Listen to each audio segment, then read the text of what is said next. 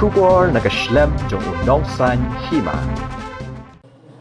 Chairman ka Regional Committee badai pet ya karib hoi district ubak Preston Tensong hane kesengi haba jebab ya kejingkeli halor kejingnya penbet kaput bat kejala Asam ulaong ban kenno ba kejingnya penbet put kamlong ka babiang kalong ka babakala namar nakaliang jong ka komiti kalaya thir bha bat lejru syadu kijaka badon kejingnya kajia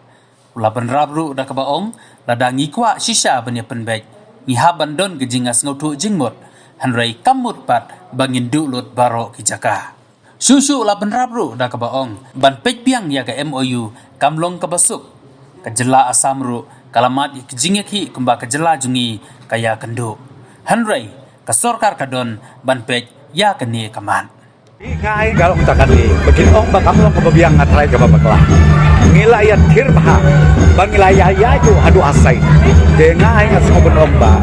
i ladang ikwa si jaya ka ban resolve ya kani issue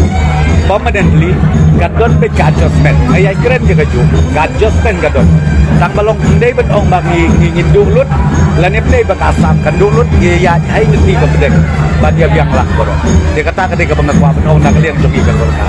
ni bawat kidiki sengsan pertai dibron aku MDA ro yang keren lea kini ko penbaca pun sam you di kuat apakah di review dia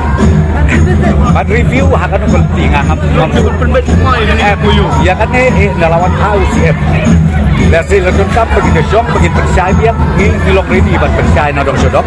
mulai ban ong bangin review ngatrai akan ini jong akap de ke basuk ban nama ngalajep ngalah ong tek yati ban nak asam lu presyo bujur nah kalian ke state government asam lu ngajudi ke persya itu di bak bubun ba yung balai le rendah le balai le alut di megala kadon kata dan kalian jogi megala kadon kata ke jingong bangi ai syasat mulai ngaudi ngidon ande ya kapan solve ya kena issue but pa habang solve ya kena issue kadon be kam adjustment apdeng ki arteli ki state kamu apdeng jong kam megala ban apdeng jong asa but we have seen the no comment on that let Bahadur Pasoi say whatever he likes